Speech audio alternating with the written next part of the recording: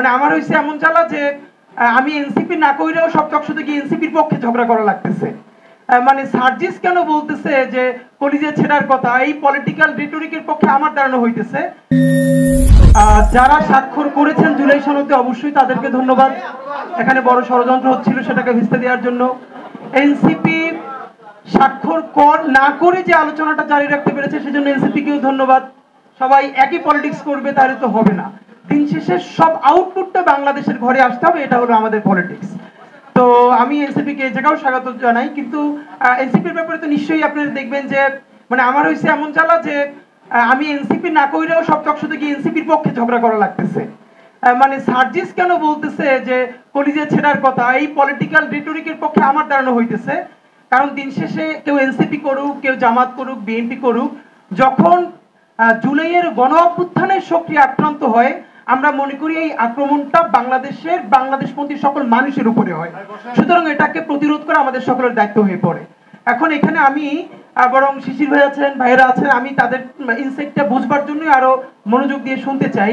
একটা ব্যাপার সেটা হচ্ছে, আপনারা ধরেন একটু আগে আমি আবার ঢুকে যে জাতীয় ঐক্যমত্য কমিশন প্রধান উপদেষ্টার কাছে আজকে যে চূড়ান্ত সুপারিশমালা দিয়েছেন, সেখানে যেটুকু সামারি জাস্ট বুঝলাম, বড় ভাইরা আরো ভালো বুঝবেন, যেখানে বলেছে যে জাতীয় নির্বাচনের দিন অথবা তার আগেই গণভোট সম্পন্ন করা যেতে পারে, এবং যেই পার্লামেন্ট হবে সেটা প্যারালালি কনস্টিটিউয়েন্ট অ্যাসেম্বলিও হবে এবং সরকারও রান করবে, তবে সেটার সময় বেঁধে দিয়েছে 270 দিন।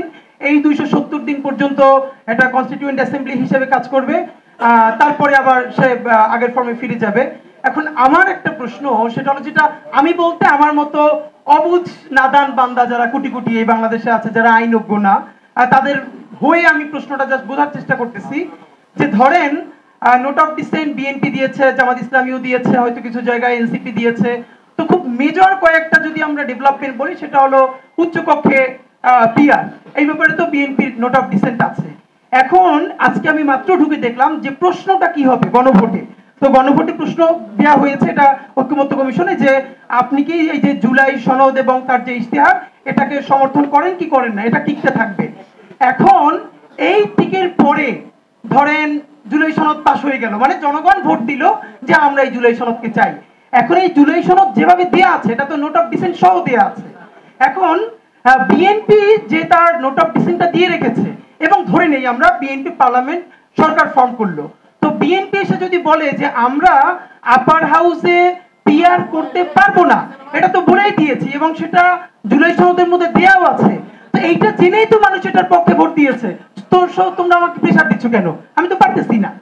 এখন যদি সেটা না হয়, তাহলে আপনার যতগুলো ব্যাপার আছে প্রত্যেকটার ব্যাপারে আপনি একটা একটা করে টিক নেবেন কিনা। যেমন জনগণ উচ্চকক্ষে পিআর চায় কি চায় না, টিক দেন। তাহলে এরকম করতে হলে তো আপনার 50টার বেশি টিক লাগবে। তার থেকেও বড় ব্যাপার হলো পিএইচডি যারা একমাত্র মনে হয় আইনের উপরে করে না আর পলিটিক্যাল সেন্সে করে নাই, বাকি সবাইরই তো আবার বিদেশে ট্রেনিং পাঠানো লাগবে খালি এই গুলো পড়বার জন্য যে এখানে আসলে বলছে কি। এখন রিকশাওয়ালাও তো ভোটার। এখন ব্যাপার হলো, আপনি যদি শুধু একটা টিক দেন যে জুলাই সনদ মানি, তাহলে এই জুলাই সনদ মানা না মানা দুই ধরনের ইস্যু যেটার মধ্যে আছে। এক, আর যদি প্রত্যেকটা বিষয়ের উপরে টিক দিতে চান, সেটা কোনো প্র্যাকটিক্যাল ব্যাপার না।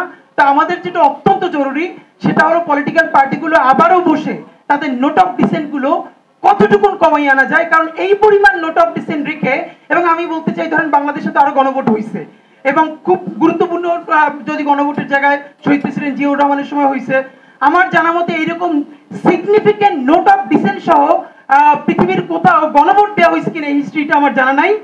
একটু এই যে একটু এটা কি যাবে না, তুলে দিচ্ছে। আচ্ছা, শেষের ভাই মাত্র আসলো, তাহলে আমরা এটার ডিটেইলস শুনবো যদি এটা ফাইন। কিন্তু ব্যাপার হলো এই হ্যাঁ, আমাদের যেটা একদম স্পষ্ট ছিল, জুলাই সনদ বাস্তবায়নের মধ্য দিয়ে আমরা যে নতুন নির্বাচনটা চাই সেটা, তবে এটাও এখন এনসিপি কি পলিটিক্সটা করতে চাই এটা তো আমিও ক্লিয়ার না, আপনারা কেউ ক্লিয়ার না যে তার পলিটিক্সটা ভালো অর্থে করবে।